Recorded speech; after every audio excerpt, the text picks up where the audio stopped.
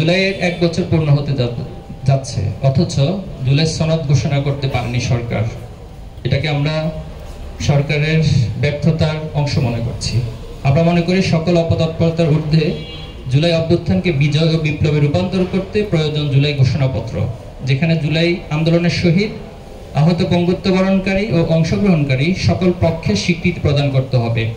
ফ্যাসিবাদী আমলে সংগঠিত পল্টন ট্রাজেডি, পিলখানা হত্যাকাণ্ড, শাপলা গণহত্যা, গুম, অবৈধ নির্বাচন সহ সকল অপরাধমূলক কর্মকাণ্ড তুলে ধরতে হবে।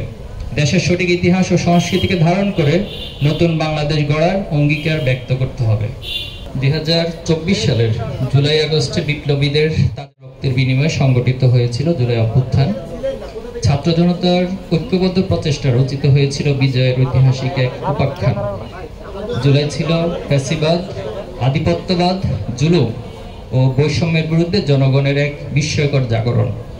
আমরা শুরুতেই স্মরণ করছি শহীদ আবু সাইদ, মুগ্ধ, ওয়াসিম, শান্ত ও আলী রায়হান সহ জুলাইয়ের সকল শহীদ, আহত, পঙ্গুত্ব বরণকারী এবং আন্দোলনে অংশগ্রহণকারী জুলাই যোদ্ধাদের, যাদের অসীম সাহস ও সীমাহীন আত্মত্যাগে রচিত হয়েছে মুক্তির নব ইতিহাস।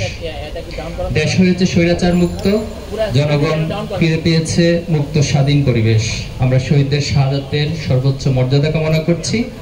আহত ও পঙ্গুত্ব বরণকারীদের আশু সুস্থতার জন্য মহান আল্লাহর দরবারে দোয়া করছি।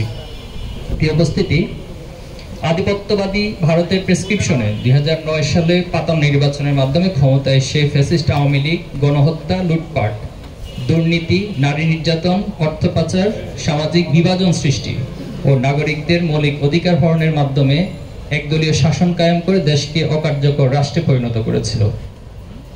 ক্ষমতা দীর্ঘস্থায়ী করতে মেধা ও যোগ্যতার পরিবর্তে দলীয় আনুগত্যকে প্রাধান্য দিয়ে সাংবিধানিক প্রতিষ্ঠান, বিচার ব্যবস্থা, গণমাধ্যম ও প্রশাসনকে দলীয়করণ করে দেশে চূড়ান্তভাবে ফ্যাসিবাদ প্রতিষ্ঠা করেছিল।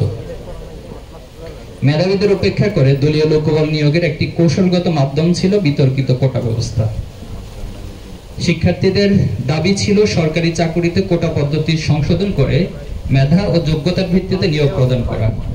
এই দাবিতে 2018 সালে শিক্ষার্থীদের তীব্র আন্দোলনের মুখে সরকার অযৌক্তিক কোটা প্রথা বাতিল করতে বাধ্য হয়েছিল। কিন্তু 2024-এর ডামি নির্বাচনের মাধ্যমে ক্ষমতা দখলের করে সেই কোটা ব্যবস্থা পুনর্বহালের জন্য নানা ধরনের টালবাহানা ও কূটকৌশলের আশ্রয় নেয় খুনি শেখ হাসিনা সরকার। এই প্রতিবাদে শুরু হয় আন্দোলন, যার সাথে যুক্ত হয় বিগত 15 বছর ধরে নির্যাতনের শিকার প্রতিটি মানুষের প্রতিবাদী কণ্ঠস্বর। আমরা গভীর উদ্বেগের সাথে লক্ষ্য করছি যে 5ই আগস্ট অভ্যুত্থান পরবর্তী বাংলাদেশ পুনর্গঠনের সন্ধিক্ষণে কিছু ব্যক্তি, দল, গোষ্ঠী জুলাইয়ের স্পিরিটকে ক্ষতিগ্রস্ত করার চেষ্টা করছে। যেখানে ছোটখাটো বিভেদকে পাশ কাটিয়ে জাতীয় ঐক্য অটুট রাখাই হচ্ছে প্রধান দায়িত্ব, সেখানে বিতর্কিত কর্মকাণ্ড, অপপ্রচার, দায় চাপানো, অহেতুক ও এখতিয়ার বহির্ভূত বক্তব্যের মাধ্যমে বিভাজন তৈরি করছে। সম্মানিত উপস্থিতি, জুলাই অভ্যুত্থানের আকাঙ্ক্ষা ছিল বিদ্যমান রাজনৈতিক সংস্কৃতি পরিবর্তনের পাশাপাশি সরকারের বিভিন্ন গুরুত্বপূর্ণ প্রতিষ্ঠানের সংস্কার। কিন্তু দেশের গুরুত্বপূর্ণ সেক্টরগুলোতে এখনো গণহত্যার সহযোগীরা স্বপদে বহাল রয়েছে। সচিবালয় সহ রাষ্ট্রের গুরুত্বপূর্ণ দপ্তরগুলোতেও গণহত্যাকারী খুনি হাসিনা দোসরদের উস্কানিতে অনাকাঙ্ক্ষিত বিভিন্ন আন্দোলন তৈরি করা হচ্ছে।